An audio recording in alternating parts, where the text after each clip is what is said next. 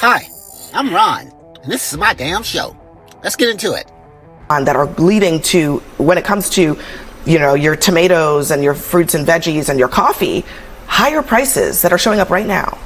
Well, here's the reality also, though, Abby. When we were last together just after Liberation Day and we were calling for catastrophe and that we would be in a deep recession at this point by mid-July or certainly by August, I'm not quoting anybody that might look like Richard, but it could have been Richard, it didn't come to pass. Okay, but Mark, you just came out of I'm going to pause you. Q2 I'm going to pause earnings you. I want you to season. continue, but I will pause you there because we've had this discussion already, Okay. Did Liberation Day tariffs go into effect when Trump announced them? They did yes not. or no? They did not. Thank you. So when you say, Let's just stop there. that there was no recession, that's the end of the conversation. It didn't happen because apples the and tariffs oranges. didn't happen. Apples and oranges. Well, there are tariffs in effect, are there not? The trade war is real, is it not? The trade war is real, but not at the rates that you wish to ascribe. Okay. So Mark, what is the rest of your point? Go ahead. The rest of my point is that we have seen, based on Q2 earnings season, which we've just come out of, which has been nothing short of spectacular, 82% of companies beating or meeting expectations. We had a 5-year average blended earnings per share growth, the highest in 5 years. Companies are not passing along the increased prices as a result of tariffs. They just are not. Yet. Yeah, I mean, listen, yet is remains to be seen, doesn't it? But as of now, the numbers that we have. So who's eating the tariff? Who's eating the tariffs? The corporations, for the time being, are eating the tariffs. For the time being. Which is profits, which is 401ks, which is dividends. Well, let's not talk about 401ks. All right. Terry, if we got interest rates in control, if we got the cut that we've needed for so long now, the corporate cost of capital would come down, Richard. You'd seen increased investment from corporations. You'd seen increased employment. It would offset a lot of the tariffs. So let me have a last one. If you are the Fed and your dual mandate is price stability and full employment, you could not justify lowering rates when you have rising PPI and CPI. Well, I also think you have to question the source. This PPI number also comes from the same folks that brought you the jobs numbers. I'm sorry. Listen, facts are not facts seriously, in this world. Let's talk about where the data comes from, guys. To say that the PPI is not accurate, and then you have a president calling for Goldman Sachs to fire their economist because he doesn't like what he's saying. Something told me that you would say that about the price. Listen, it is. I wanted to say hilarious, but it's really not funny.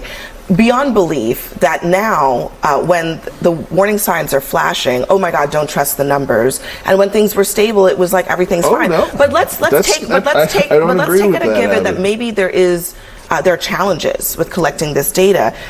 Let's note where some of those challenges are coming from. Inflation data threatened by government hiring freeze as tariffs loom. Doge layoffs may have compromised the accuracy of government data. Cuts to data collection may erode reliability of economic statistics, and so on and so on.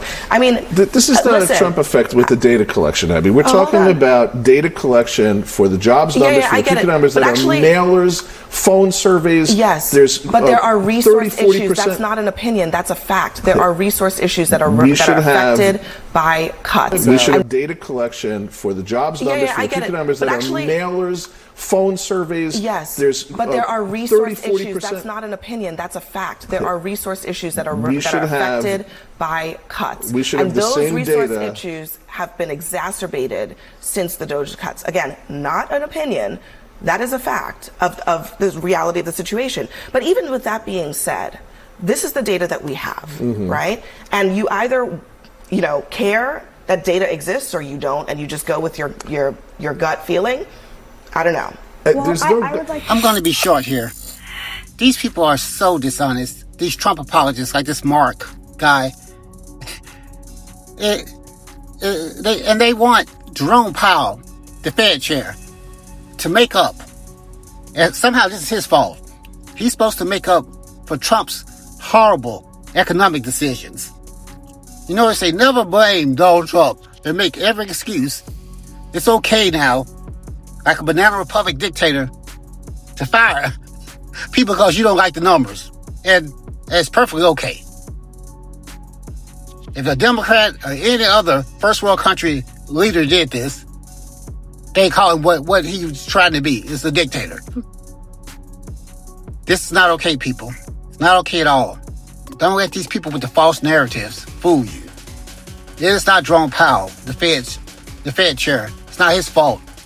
He doesn't need to make up for Donald Trump. He doesn't need to start cutting interest rates because of Trump's bad policies. This is on Donald Trump. And whatever other false narrative that they're giving you, the numbers, the false narrative of it was going to be so horrible. Well, it's not horrible because all the tariffs weren't fully implemented. They try to make you think that, the tariffs weren't that bad. No, only 5 or 6 of them were implemented. They are so dishonest. And you can't let these people deceive you this way. And they come on with this talking point. They spread it all around the right-wing talk shows and everywhere. The tariffs weren't that bad, were they? They haven't been fully implemented, not even close. But the few that were have done big damage. So don't let them fool you with these talking points. That's all I have for this episode. Thanks for watching.